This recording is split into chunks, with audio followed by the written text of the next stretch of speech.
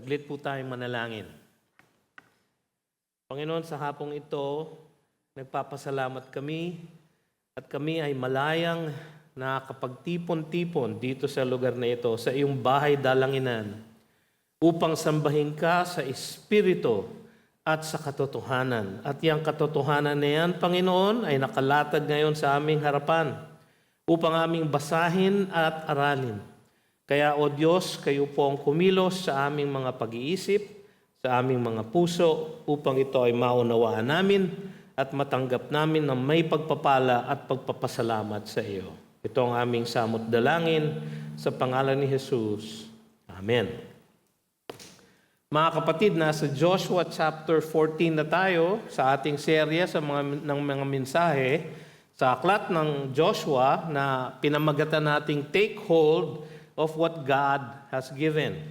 Ang title po ng ating mensahe sa hapong ito ay Ang Buong Pusong Pagsunod ni Caleb sa Panginoon. Ang buong pusong pagsunod ni Caleb sa Panginoon. Gusto natin itong aralin upang ating tularan at sundin. Upang makakitaan natin siya ng mga bagay na dapat nasa atin mga puso't isipan. Ang buong pusong pagsunod ni Caleb sa Panginoon. Alalahanin natin ang ilang mahalagang aral mula sa matagumpay na pananakop ng Israel na ating pinag-aralan nung huli.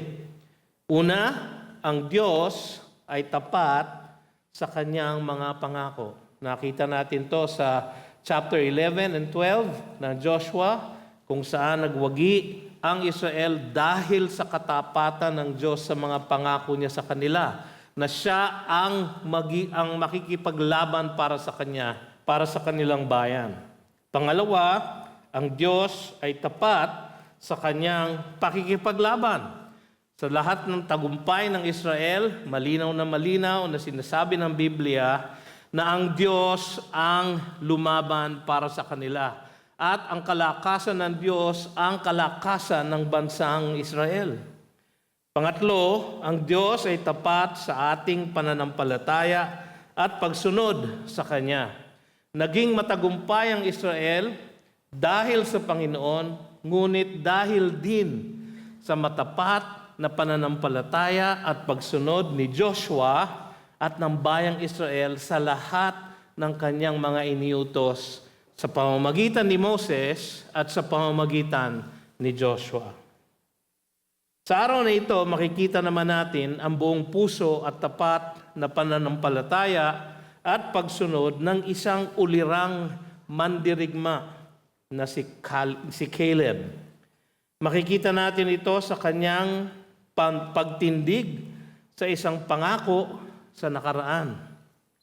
Sa kanyang pagtangan sa mga pagpapala sa kasalukuyan. At sa kanyang pagtalo sa mga hamon ng hinaharap.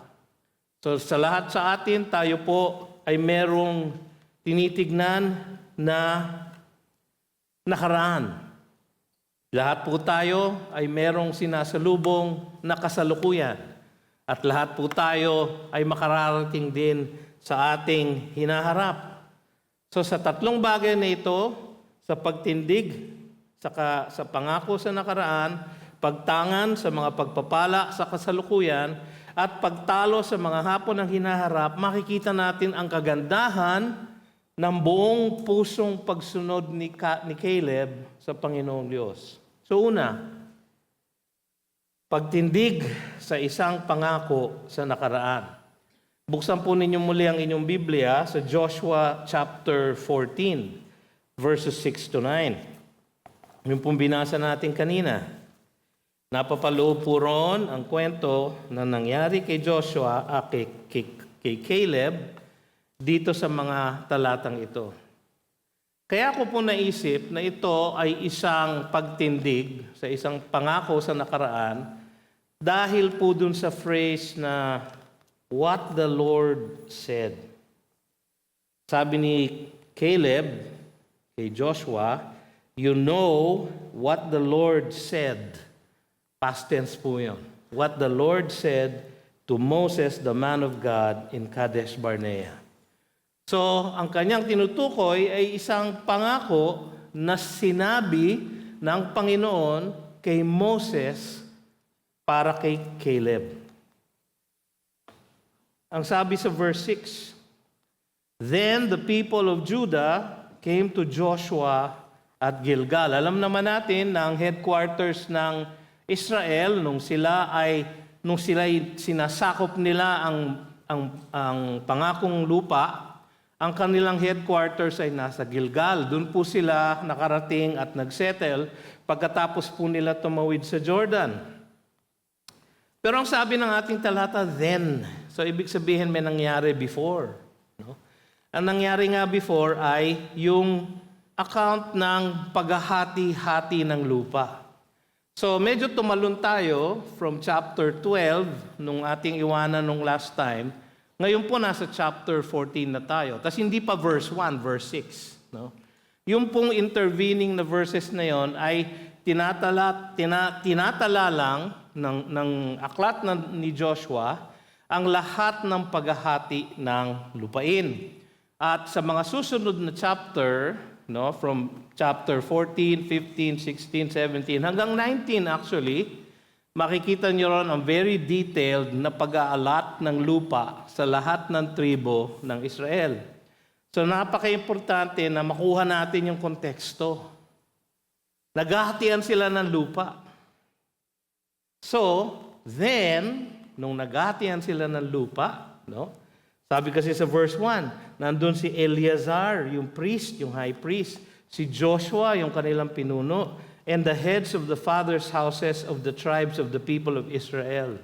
Sila po ay nagpulong-pulong at ginamit nila yung casting of lots para ma-determine yung kanilang inheritance. At hindi lang po yung casting of lots, kundi tinala nila kung gaano kalaki ang populasyon ng bawat tribo at kung sino ang malakas na army at kung sino ang mahina.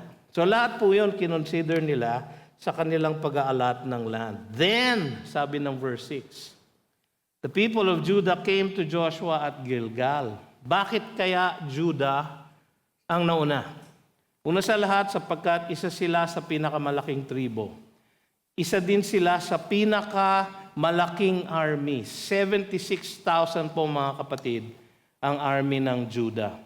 At inilagay sila doon sa pinaka-southern border ng Israel.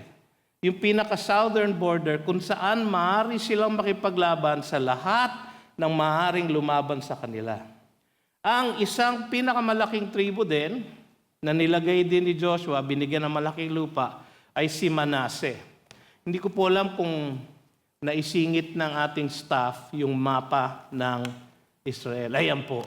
Ayan po. Kung makikita niyo po, si Judah po nasa southern portion, si Manase ay nandito sa eastern side ng Jordan. Malaki din po silang tribo. In fact, meron pa siyang portion sa western side. Kaya po nilagay si Manase dyan sapagkat malaki silang tribo at maaari nilang i-repel ang lahat ng umatake sa Israel mula dyan sa side na yan. So, ganyan po ang pagkakahati ng lupa. Inuna po ang allotment ng Judah. At dahil isa sa pinuno at ang pinakamatanda sa Judah nung panahon na yun, tandaan nyo, dalawa lang pong nabuhay na matanda, na older than 20 years old, nung sila ay dumaan sa wilderness. Sino lang ang nag-survive? Si Caleb at si Joshua. Si Caleb po, mas bata ng kaunti kay Joshua. No? Pero si Caleb, siya po ang pinakamatanda sa tribe ng Judah. Kaya siya po ang nauna.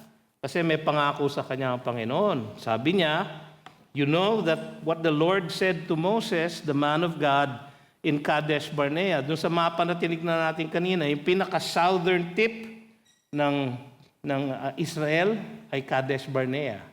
Doon po sila nagmula. Doon po sinabi ni Moses, doon siya nagpadala ng spies. So, sabi niya dito, I was 40 years old when Moses, the servant of the Lord, sent me from Kadesh Barnea to spy out the land. And I brought him word again as it was in my heart. So 40 po siya nung naging spiya siya. No, siya, tsaka si Joshua, kasama ng 10 ibang espiya, ay pinadala ng Panginoon. Makikita po natin yung account na yan sa Numbers 13. Kung nais nyo pong basahin, babasahin ko po ang ilang bahagi. Sa Numbers 13, nasa mga Biblia nyo po sa page 144. Numbers 13. Ang sabi sa chapter 13, the Lord spoke to Moses saying, "Send men to spy out the land of Canaan." So, nagpumili siya ng mga lalaki. Sa verse 6, makikita niyo po ang pangalan ni Caleb. From the tribe of Judah, Caleb, the son of Jephunneh. Si Caleb po yun, yung ating pong pinag-uusapan ngayon. Sa verse 8, makikita niyo po ang pangalan ni Joshua. Pero ang pangalan niya doon, iba pa. Hosea, from the tribe of Ephraim, Hosea, the son of Nun. Si Joshua po yun kasi later on sa verse 18, dun sa huling part ng verse 18, ang sabi, "And Moses called Hosea, the son of Nun, Joshua." Pinalitan po yung pangalan niya ng kaunti ni Moses. So, dalawa po sila, 10 po sa ibang tribo, nag-espiya, bumalik po yung mga espiya, at kakaiba ang kanilang ni-report. Makikita po natin dito sa kwentong ito na bukod tangi, ang naging katapangan ni Caleb noong pinadala siya na mag-espiya sa lupang pangako. Sila lang ni Joshua ang naghikayat sa lahat na magpatuloy dahil sa kanilang pananalig sa Diyos. Mababasa po natin yun dito sa Numbers 13. Ang sabi dito, so nag-report na ngayon yung mga spies, bumalik na sila. Pero bago ton, sabi nila, so they went up, verse 21, Numbers 13, so they went up and spied out the land from the wilderness of Zin to Rehob, near Lebo Hamath. They went up into the Negev and came to Hebron. So tandaan nyo yung Hebron. Napaka-prominent po lugar na yun. No? Kung saan nandun si Ahiman, Sheshai, and Talmai, the descendants of Anak. Tandaan nyo po yun. Masasalubong natin yun mamaya. They came to the valley of Eshcol. Anong ginawa nila doon? Kumuha ng prutas. Kaya nakita nila doon, they single branch with a single cluster of grapes and they carried it on a pole between two of them para ipakita kay Moses kung gaano ka fertile yung lupa. Pero pagdating sa verse 28, nag-iba ang kanilang tono. Ang sabi nila, verse 27.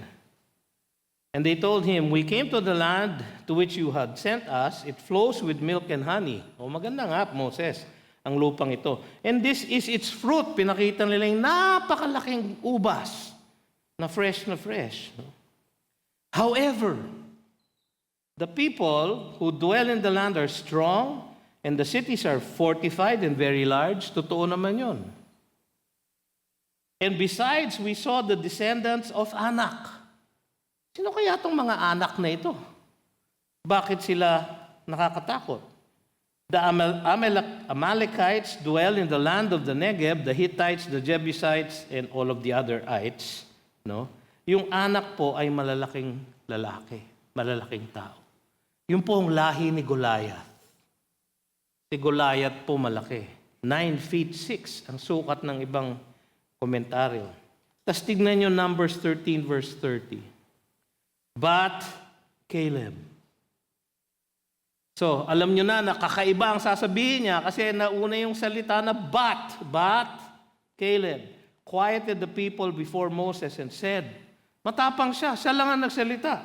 "Let us go up at once and occupy it, for we are well able to overcome it."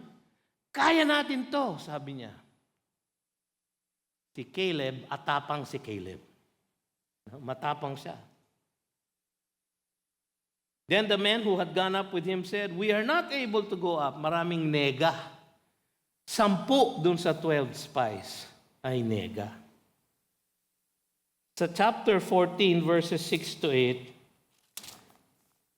pati na si Joshua nagsalita na.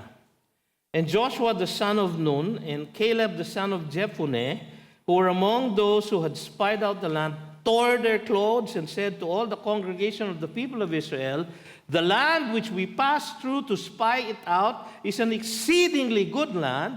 If the Lord delights in us, He will bring us into this land and give it to us, a land that flows with milk and honey. Only do not rebel against the Lord and do not fear the people of the land, for they are bread for us." Lalamunin lang natin sila. Ganyang katapang si Caleb at si Joshua. No? They are bread for us. Their protection is removed from them, and the Lord is with us. Do not fear them. Ganyan po ang kanyang ginawa sa nakaraan. Nagsalita po siya, nagpakita siya ng tapang. Dahil dito, pinangakuan siya ng Diyos ng kanyang mana sa lupang pangako. Dahil, ang sabi nga dito sa verse 8 ng ating teksto, balik tayo sa Joshua chapter 14. Ang sabi sa verse 8, sabi niya, "But my brothers who went up with me made the heart of the people melt, yet I wholly followed the Lord." Yung original salita, pag translate niyo po, fulfilled. I was fulfilled by just following the Lord. Sapat na sa akin ang sumunod sa Panginoon. Puno na ang buhay ko sa pagsunod lang sa Panginoon. Wala na akong kailangang iba. Wala akong kailangan makitang ebidensya. Wala akong makitang kailangan na mirakulo. Sapat na, fulfilled ang aking pagsunod sa Kanya. Tumindig siya sa isang pangako sa nakaraan. Kaya ang sabi sa Deuteronomy 1:36, ito pong record na sinabi ni Moses. Nain siguro natin yung 35. "Not one of these men," yung 10 spies, no? In fact, lahat ng henerasyon na yon, 21 years old and up. Not one. Kasama na dun sa not one, si Moses, si Aaron, at lahat ng above 21. "Not one of these men of this evil generation shall see the good land that I swore to give to your fathers," sabi ng Diyos through Moses. Except Caleb, the son of Jephunneh. "He shall see it, and to him and to his children I will give the land on which he has trodden, because he has wholly followed the Lord." Dahil puno na ang kanyang buhay sa pagsunod lang sa Panginoon. Yung po ang kanyang pagtindig. Yung po ang pangako ng Diyos sa kanya. At yun ang pinanghawakan niya. Tumindig po siya sa isang pangako sa nakaraan. Sabi sa Numbers 14:24, "My servant Caleb, because he has a different spirit and has followed me fully." Same word po. He wholly followed me. He completely followed me. "I will bring into the land into which he went, and his descendants shall possess it." So Numbers 14:30, "Not one shall come into the land where I spoke that I would make you dwell, except Caleb the son of Jephunneh and Joshua the son of Nun." Merong pangako sa nakaraan, tumindig si Caleb sa pangakong iyon. Tayo po humaharap din at nakatanggap tayo ng pangako mula sa ating Panginoon sa nakaraan. Ang sabi niya, "Kung kayo'y mananalig sa akin at kayo'y asa sa aking kaligtasan at kayo'y mananalig sa aking tinapos ng gawain sa krus, kayo ay maliligtas at magkakaroon ng buhay na walang hanggan." Tumindig tayo, mga kapatid, sa isang pangako sa nakaraan. Pangalawa, nakikita natin ang pagtangan ni Caleb sa mga pagpapala sa kasalukuyan. So yun po ang nakaraan. Tumindig siya sa pangako sa nakaraan. Ngayon, tumangan siya sa mga pagpapala sa kasalukuyan. Titingnan po natin yung verses 10 to 15. Dito po, makikita nyo po, sa verse 10, kaya ko po sinabing kasalukuyan, ang pinag-uusapan dito, kasi kanina sabi niya, what the Lord said, past tense. Ngayon, ang sabi niya sa verse 10, and now, o ibig sabihin present tense. And now, sabi niya. Tapos sa end ng verse 10, and now, behold. Sa beginning ng verse 10, and now, behold. So alam natin, ang kanyang tinutukoy ay ang pangkasalukuyang panahon. Anong sabi niya? And now, behold, the Lord has kept me alive, just as He said, these 45 years, since the time that the Lord spoke this word to Moses, while Israel walked in the wilderness. And now, behold, I am this day 85 years old. I am still as strong today as I was in the day that Moses sent me. Hindi natin alam kung talagang ganun nga ang sitwasyon, pero salita po ito ng Diyos. Hindi naman nagsasabi ng kasinungalingan ang salita ng Diyos kahit na wika ng isang tao. No? And now, sabi niya, I am still as strong today as I was in the day that Moses sent me. My strength now is as my strength as then for war. Pwede pa akong maggera. Pwede pa akong makipagdigmaan. Malakas pa ako, Joshua, sabi niya. Kaya ko pa. So now, give me this hill country. Sa lumang translation sa King James, so now give me this mountain. Sabi niya. Give me this mountain. Hindi lang ako matutuwa sa Valley of Eshcol kung saan maraming ubas. Hindi ako matutuwa na tumira sa isang kubo sa tabi ng beach para marinig ang pag-agos ng tubig sa pampang. Give me this mountain. Ano yung mountain na yun? Hebron. Give me this mountain, of which the Lord spoke on that day, for you heard on that day how the Anakim were there. Aba, loko, no? 85 na siya. Gusto niyang tirahin yung mga higante ng Anakim sa bundok ng Hebron. Ganyan katapang si Caleb. Hindi po, mga kapatid. Ganyang kalakas ang pananampalataya niya sa kalakasan ng kanyang Panginoon. Bakit ko sinasabi niyo? Tignan niyo yung sa verse 12. It may be that the Lord will be with me. Paano niya alam yon? Nag-survive siya for 45 years.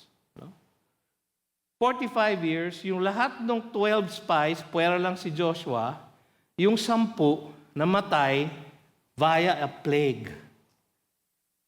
So, nagpadala ng salot ang Diyos, yung 10 lang ang nagkasakit at sila ay nangamatay. Yan ang tinatawag na justice. No?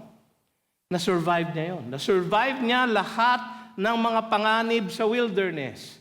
Sa Numbers 21, nag-grumble ang mga tao ng Israel. Kulang daw ang pagkain, kulang ang tubig. Puro mana na lang ang kinakain nila. Mana araw-araw, tubig wala, mainit. Walang aircon. So alam niyo ginawa ng Panginoon? Ay ginapatuka sila sa ahas. Hindi ako nagbibiro. Nagpadala ng poisonous snakes ang Panginoon at sila ay nangamatay. Maraming nangamatay. Tapos itinaas ni Moses yung bronze serpent at lahat ng tumingala doon ay nabuhay. Na-survive ni Caleb yun. Na-survive niya lahat ang nangyari sa wilderness for 40 years. Ilan na sa inyo ang 40 years and below? Taas ang kamay. Ay, marami pang, sige na. Ha? Sino ang 40 years and younger? O, taas ang kamay, taas para makita ko. Huwag kayong mag-alala, hindi ko kayo patatayuin. 40 years and younger. Mangunti-ngunti. No? Parang mas marami yung 41 and older. Taas ang kamay. 41 and older. Huy! Tayo pala majority dito. Para sa akin itong mensahe ito. No? Alam nyo, tapat na pinanghawakan ni Caleb ang pangako ng Diyos sa loob ng 45 years. 85 na siya. Alam nyo, sa pamamagitan ng sinabi niya rito, alam natin kung gaano katagal yung conquest ng Promised Land. Kasi alam natin mula sa Deuteronomy 2:14, ang sabi doon, and the time from our leaving Kadesh Barnea until we crossed the brook Zered was 38 years. Ganun sila katagal sa wilderness. So kung 40 si Caleb at 85 na siya ngayon, minus 40, 45, minus 38, 7. 7 years kung ang tagal ng conquest ng southern kingdoms at ng northern kingdoms. Hindi pala isang iglap mata. Akala natin kasi napakabilis ng pagkakasabi sa Biblia. 7 years yun, mga kapatid. Pero matyaga siya naghintay. Biniyayaan siya ng mahabang buhay at bukod tanging lakas at pananampalataya. Dahil he wholly followed the Lord, the God of Israel. Yun ang sabi sa verse 14. He wholly followed. 3 beses sinulit yun. Verse 8, verse 9, verse 14. Pagka paulit-ulit ang Biblia, ibig sabihin, importante yun.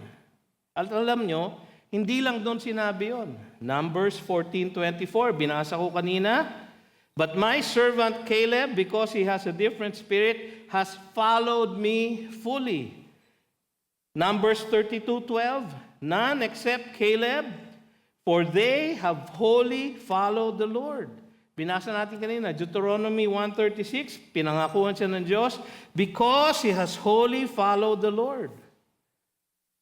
So, tumindig siya sa isang pangako sa nakaraan. Ngayon, tumangan siya sa mga pagpapala niya sa kasalukuyan. Malakas pa rin siya. Ngayon, hindi imposible yung mga kapatid. 85, malakas pa rin. Marami tayong kilala na 85 na medyo meron pang kalakasan. No? Meron namang iba na medyo mahina na talaga. Ako nga, may kilala ako, 63 pa lang, mahina na eh. No? Ako po yun. Nung binasa ko po na ito, sabi ko para sa akin, Panginoon, itong mensahe na ito. Nangihina ako dahil tumatanda na ako. Sabi ni Caleb, kaya ko pang gumera. Kaya ko pa 85 na ako. Eh di lalo naman ako, 63 lang ako. Eh di batang musmus ako compared to him. Di ba? Para sa atin pala itong mensaheng ito. Mga nakatatanda kong kapatid. Ay, mga kapatid ko na nakatatanda. Kasi ibig sabihin ng nakatatanda kong kapatid, mas matanda kayo lahat sa akin. No? So, tanganan natin ang mga pagpapala sa kasalukuyan. Kayo ba'y humihinga pa? Dumidilat pa sa umaga? Nakakatayo pa magmula sa inyong kama kahit na gaano kabagal? No? Dati po, nung bata-bata tayo, di ba? Huy, alas 7 na! Biglang tayo. Ngayon, pag ginawa ko yun, mahihilo ako. Kaya ang tayo ko po, dahan-dahan, tatagilid muna, tapos unti-unting tatayo, tapos pag tayo mo, pakikiramdaman mo muna kung okay ka pa. Hihinga ka ng konti. Ay, salamat Panginoon, nakakahinga pa ako. Ha? Meron pantibok ang puso ko, oh praise God. No? Tapos unti-unti kong ilalapat yung paa ko sa sahig, tapos unti-unti kong iuunat para tumayo. Uy, nakatayo pa ako, praise the Lord. No? Pagpapala po yun sa kasalukuyan. Tayo po'y nakakakain ng 3 meals isang araw. Meron tayong tinitirhan siguro na tahanan. Tayo po'y may mga damit sa ating likuran. Tayo po'y may mga ginagamit na sasakyan siguro.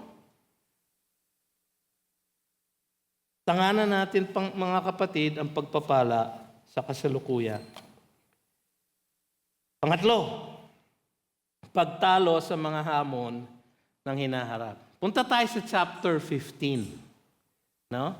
Katabi lang, Same page halos dyan sa ating Bible. Chapter 15, verses 13 to 19.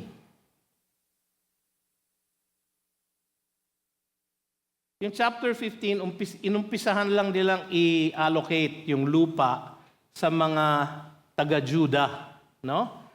So yung chapters 15:1 hanggang sa verse 12 ay paghahati lang ng lupa. Yung end ng chapter 14, di na natin binasa, pero ang wika lang doon, na yung lupa ng Hebron ay ibinigay una sa lahat kay Caleb bago nag-alak ng lupa sa ibang mga pamilya ng angkan ng Juda. Inuna muna si Caleb. Bakit? Kasi tumindig siya sa isang pangako ng Diyos sa nakaraan. Tinanganan niya ang pagpapala ng Diyos sa kasalukuyan. Because he wholly followed the Lord. Pangatlo, tinalo niya ang mga hamon sa hinaharap. Bakit ko nasabi yun? Sabi ng verse 13, according to the commandment of the Lord to Joshua, he gave to Caleb, the son of Jephunneh, a portion among the people of Judah, Kiriath Arba, that is Hebron.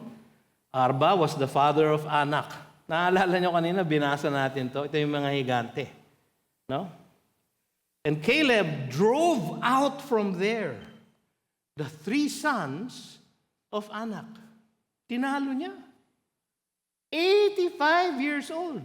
Siyang namuno. At he drove out from there the 3 sons of Anak, Sheshai, Ahiman, and Talmai, the descendants of Anak. Binasa natin yung kanina sa Numbers 13. Yun yung kinatatakutan ng 10. Ha? Si Sheshai, si Ahiman, at si Talmai. Si Caleb, kala mo natakot siya. Hindi siya takot noon. Hindi siya takot ngayon. Ito ang hinaharap niya na hamon. Pinili niya yung hamon na ito. Pwede siya pumili ng ibang lupa, pero hindi. Ang pinili niya, yung pinakamayaman, pero yung pinakamahirap, at yung pinakamahirap ang kalaban.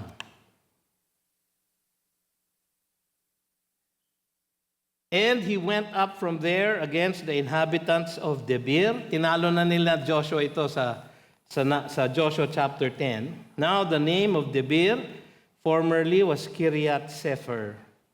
And Caleb said, whoever strikes Kiriath Sepher and captures it, to him I will give Aksa, my daughter, as wife. So ngayon, pinag-uusapan na nila yung mana ng next generation. My daughter na eh. No? And Othniel, the son of Kenaz, the brother of Caleb, captured it. And he gave him Aksa, his daughter, as wife. Sino tong si Othniel? Bakit kaya binanggit ang pangalan niya rito? Pagdating natin sa Book of Judges, hindi ko alam kung makakarating tayo doon. Pero sa Judges chapter 1, around verse 11, ito pong portion ng scripture na ito, inulit doon. Bakit?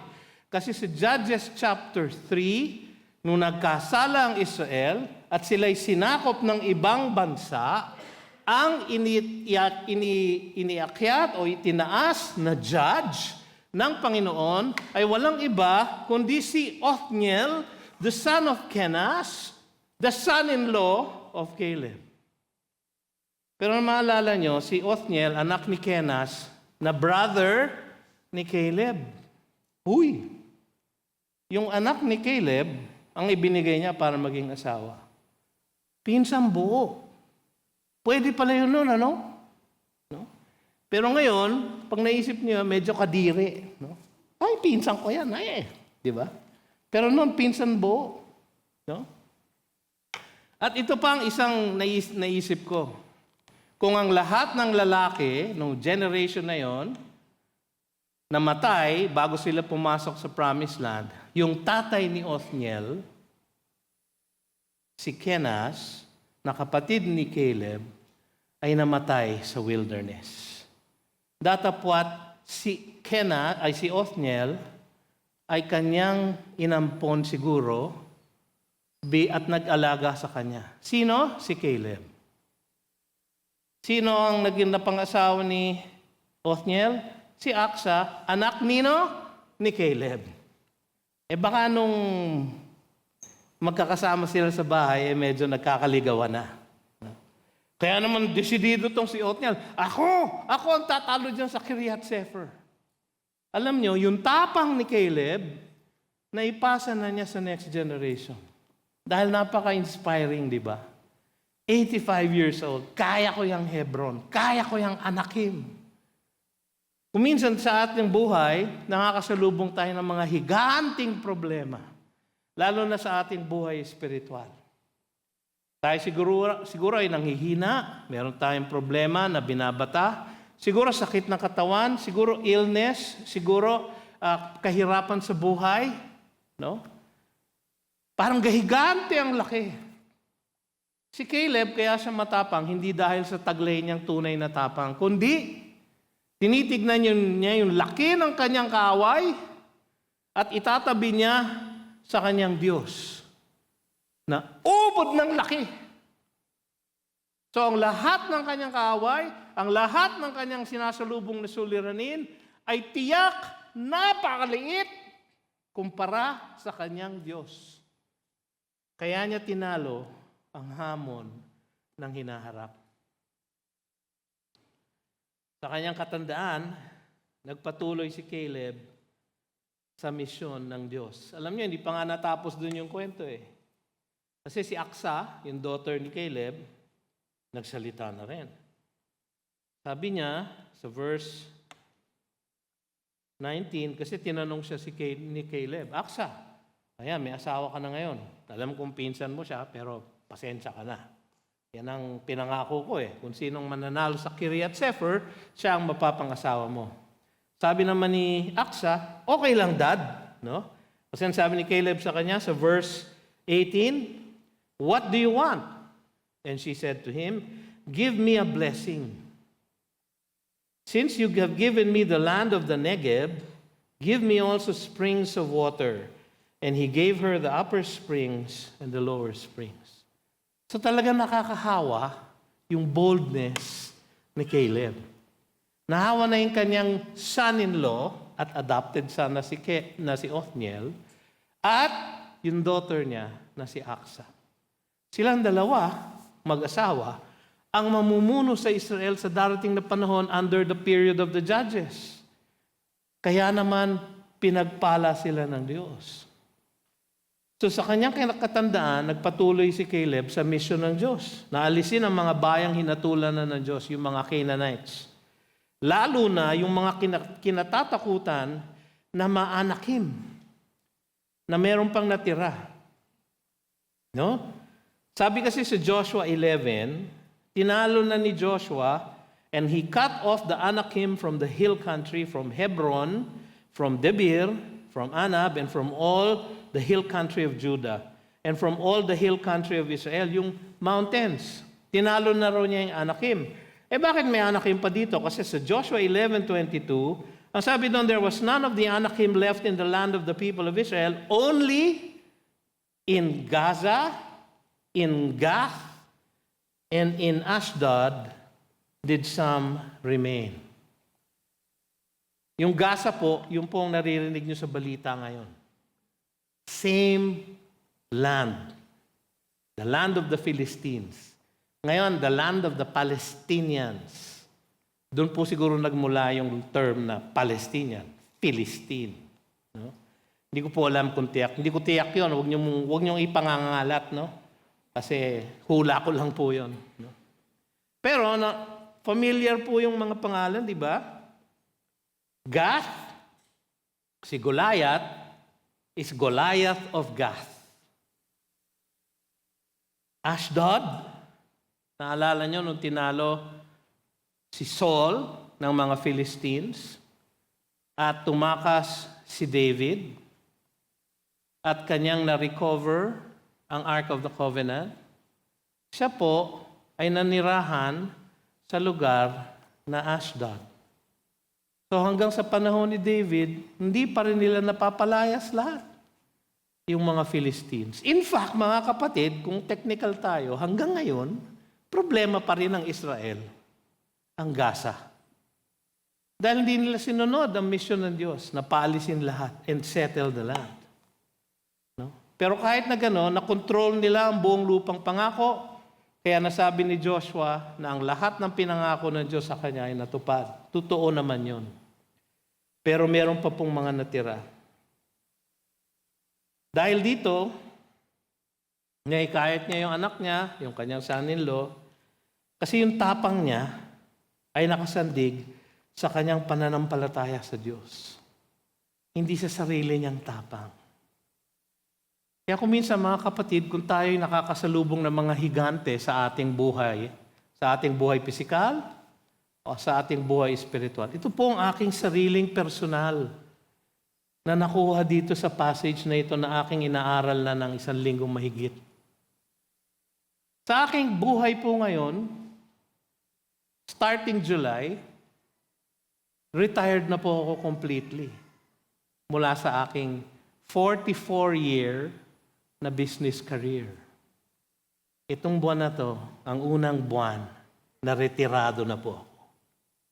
Yung unang araw ng July, Monday, na retirado na po ako, nawindang po ako. Hindi ko alam kung ano gagawin ko. Uy, retired na ako. Ano ba ang meeting ko sa araw na ito? Wala! Wala akong meeting! Akala nyo, uy, hallelujah, wala akong meeting. Hindi po hallelujah ang naging reaction ko. Parang malaking higante ang nakita ko sa pagiging retirado ko. Paano na ngayon ako? Ano na ngayon ang gagawin ko? Pero alam ko naman na sa aking pagbitaw ng aking career sa corporate world, nag-uumpisa at matagal na nag-uumpisa ang aking pagpapastor na full-time sa GCF. So dapat hallelujah, di ba? Pagtingin ko, napakalaking higante ang pagpapastor. Napakaraming suliranin. Napakahirap ng trabaho. Akala po ng iba, parang madali lang naman sa'yo, Pastor BJ, maakyat ka lang dyan at kung ano-ano lang ang sinasabi mo. Hindi po. Mga ilang oras pong pag-aaral at bukod doon, lalo na yung pag-aalaga ng mga tupa ng ating flock. Yung po ang mahirap. Ang tupa po palaging sumusuway. Palaging pasaway. Doon po ako nawawalan ng tulog sa gabi. Napakahirap po pala magpastor. Gusto ko na lang bumalik sa negosyo. Mas madali po yun. Pero ngayon, nag-uumpisa ang isang malaking higante sa aking buhay. Siguro sa inyo din. Meron kayong sinasalubong siguro na sakit. Siguro cancer. Siguro diabetes. Meron po ako niyan. Siguro sakit sa puso. Nako. Meron po ako niyan. Siguro mataas ang uric acid nyo at may gout kayo. Meron din ako niyan. No? At iba sa atin, alam nyo, ayaw niyong maging doktora ang aking misis kasi siya po ang doktora ng may sakit sa kidney. Meron din po ako niyan. Huwag po kayong mainggit sa akin. Sapagkat tinitignan ko yan ng mga higante sa aking buhay espiritual. Pero nais kong tularan ang halimbawa ni Caleb na siya'y tumindig sa pangako ng Diyos sa nakaraan. Sabi ng Diyos, I will never leave you nor forsake you. Hindi ko pababayaan ang iyong pangangailangan. I will give you all of your needs according to His riches in glory in Christ Jesus. Yun po ang pangako niya. Siya po'y tumatalikod sa pangako niya? Hindi. Nais natin na tanganan ang pagpapala natin sa kasalukuyan. Meron po akong isang napakagandang pamilya na puno ang pag-iibigan sa aming mag-anak. May 3 kong anak na napakagaganda, 2 gwapong lalaki, 1 napakagandang babae. No? Meron po akong asawa na tapat at napakabait at napakamatyaga sa kanyang pag-aalaga at lalo na sa kanyang pagpapasensya sa akin. I am 63 years old. At ang Panginoon, kailanman hindi ako pinabayaan. Gayon din siya sa inyo, di ba? Pinabayaan na pa kayo ng ating Panginoon? Hindi ba't lagi siyang tapat? Meron iba sa inyo, binubuno ang cancer? Isang malaking bundok na kailangan tawirin? Tingnan natin ang pagtalo sa hinaharap ni Caleb. Hinamon niya ang mga anakim, kanyang tinalo, at dahil doon yung mga susunod na henerasyon ay na-inspire sa kanyang pananampalataya at pagsunod sa Diyos. Maraming pagsubok sa buhay Kristiyano, mga kapatid.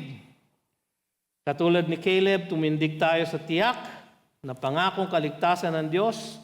Tanganan natin ang kanyang mga pagpapala sa kasalukuyan at talunin natin ang mga hamon sa hinaharap. Tapat ang Diyos sa nananalig sa Kanya. Babasahin ko po ang sinabi ni Pablo sa Romans chapter 8, verses 37 to 39. Ang sabi ni Pablo ganito, sa pamamagitan ng diwang banal na nangusap sa kanyang puso. Ang sabi niya, No, in all these things, we are more than conquerors through Him who loved us. Mahal tayo ng Diyos. We are more than conquerors through Him who loved us. For I am sure that neither death nor life, nor angels, nor rulers, nor things present, nor things to come, nor powers, nor height, nor depth, nor anything else in all creation will be able to separate us from the love of God in Christ Jesus our Lord. Tayo po'y tumayo. Tayo mananalangin. Panginoon, maraming salamat po sa aming nabasa sa hapong ito mula sa iyong banal na salita. Salamat po sa kagalakan, sa kaaliwan na iyong binigay. Higit sa lahat, Panginoon, sa inyong hamak na tagapagturo. Higit sa lahat, Panginoon, sa akin at 10 ng aking mga kapatid dito sa service na ito. Maraming salamat po sa katiyakan ng iyong pangako sa nakaraan, sa yaman ng inyong pagpapala sa kasalukuyan, at sa katapatan niyo sa mga hamon sa hinaharap. Salamat po, Panginoon. Kayo po ang magpala sa bawat isa sa amin, sa aming paglisan sa lugar na ito. Nawa ang pag-ibig ng Diyos, ang kagandahang loob ni Kristo Jesus, at ang gabay ng Espiritu Santo ay mapa sa atin nawa lahat, magmula ngayon at magpakailanman. Ang sabi ng lahat ay, Amen at Amen. Gandang hapon po.